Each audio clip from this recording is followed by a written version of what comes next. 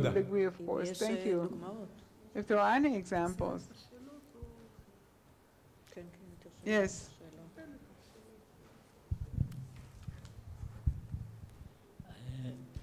To Professor Yanitz, it was very interesting. I had the privilege of listening to the Saloniki original hymn. Happened to be there many years ago, and it was on Shabbat. But the very same tune was very dominant in Jerusalem, and that was their common denominator, and it was not spoiled by the Aleppo Lechadudi, namely the Aleppo influence was very, very strong on the Jerusalemite version, but not in the case of Lechadudi. I have one more comment and one more question. How is it possible that from Georgia they sang according to... Is it more ancient here because of the Muslim influence that they developed those hymns? Or perhaps there were cases in the past and the Ottoman Empire that this cantorial music depended on Orthodox Christians and Greek.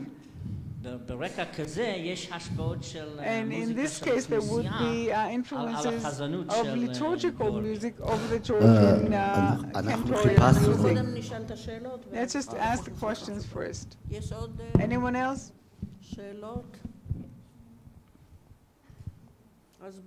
Okay, so let's start with your answer. Professor Chazan.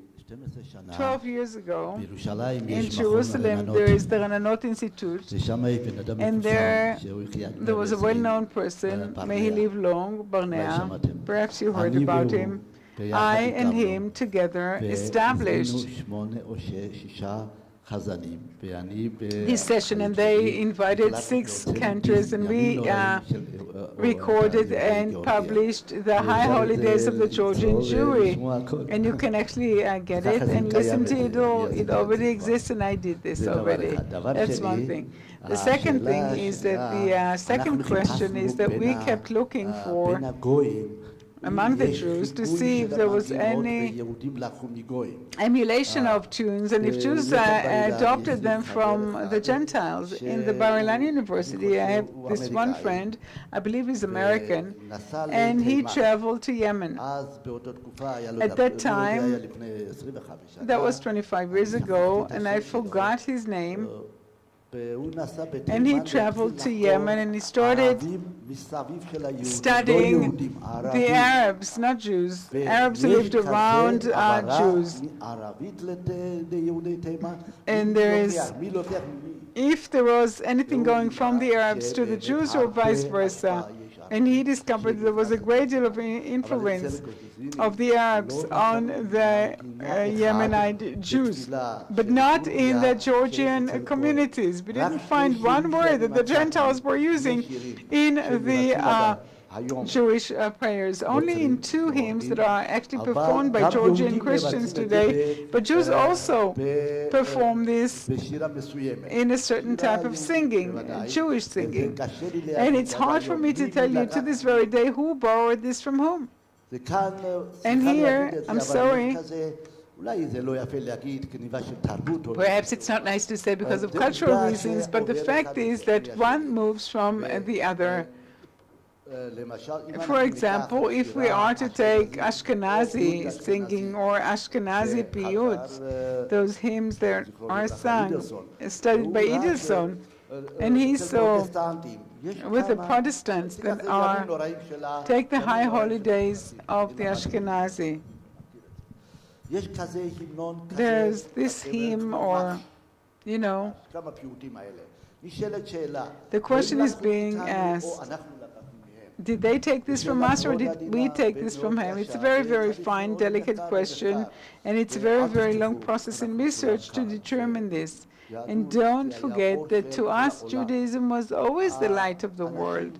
People in the world did not have any culture. We brought the Torah, and they saw that we were educated, and they took that culture and embraced it.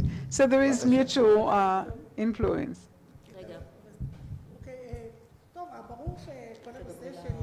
It's very clear that the order of Kiddushin and wedding is something very early and ancient, and you have the classical book of Rabbi Chaim Freiman that deals with this at great length. And because I focus on the 19th century and the beginning of the 20th century, I assume that what is relevant here is also relevant for the 18th century. We don't have too much material about previous times. So that is somehow related to the essence of the Georgian Jewry and this dispute that I talked about between Jaffa and Jerusalem. Rabbi Levi determines, the Chief Justice of the Tribunal in Jaffa says that the Georgian Jewry are a separate unit. They do not belong neither to the Ashkenazi nor the Sephardic. They have their own rituals and tradition. And the question is, for the longer range of time, and it's hard for me to say that we will find the answer necessarily because of all the sources that we're lacking, if indeed they were more influenced by the Roman-Utics or the Byzantine or the land of Israel, the ancient land of Israel, that is also a question, or perhaps southern Italy. It's so hard to provide an answer for that.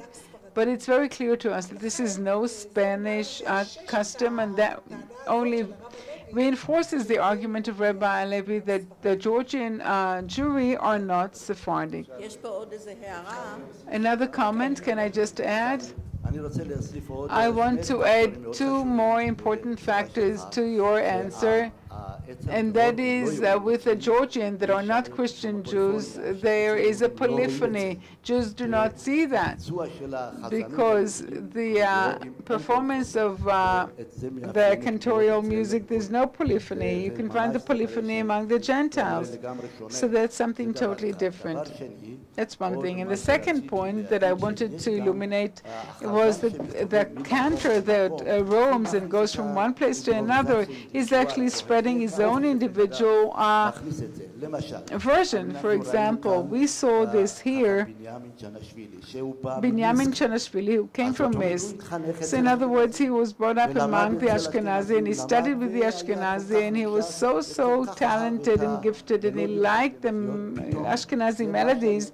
And all of a sudden, and that is something that I was a witness to, I grew up in a synagogue, the Ural Sea in Tbilisi, and I remember his school. On Yom Kippur, you say Al Chet Shechatanu, for the sins that we have sinned, etc., etc. And all of a sudden, he brings in one melody, and when I look at the Machzor, and I cannot, the prayer book, and I cannot see it.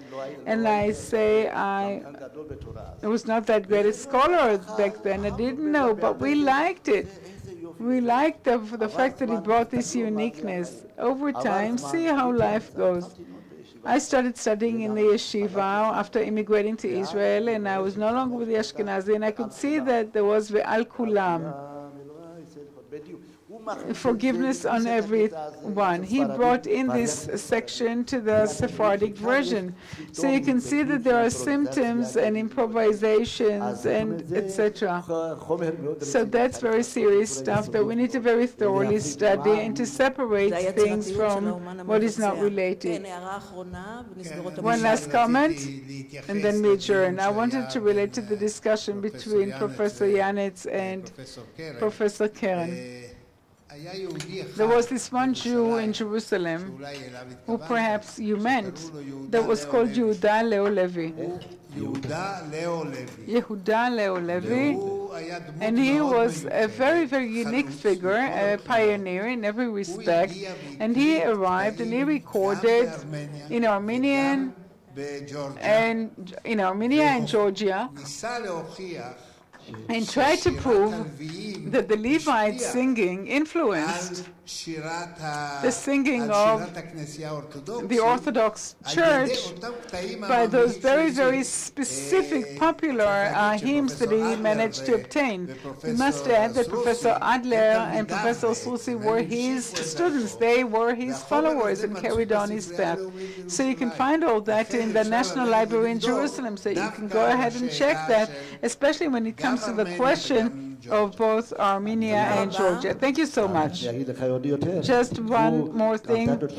You can take Bach cantate that the Lutheran would perform and see how many things they took from the Levites, so many of them. I think that was, despite the tough hour, a very interesting session. We were deeply interested. I learned a lot. And we're going to adjourn. This is the end of the first day of the conference. Thank you so much to all the speakers. Thank you to the audience who sat here. And Ora would like to add a few points.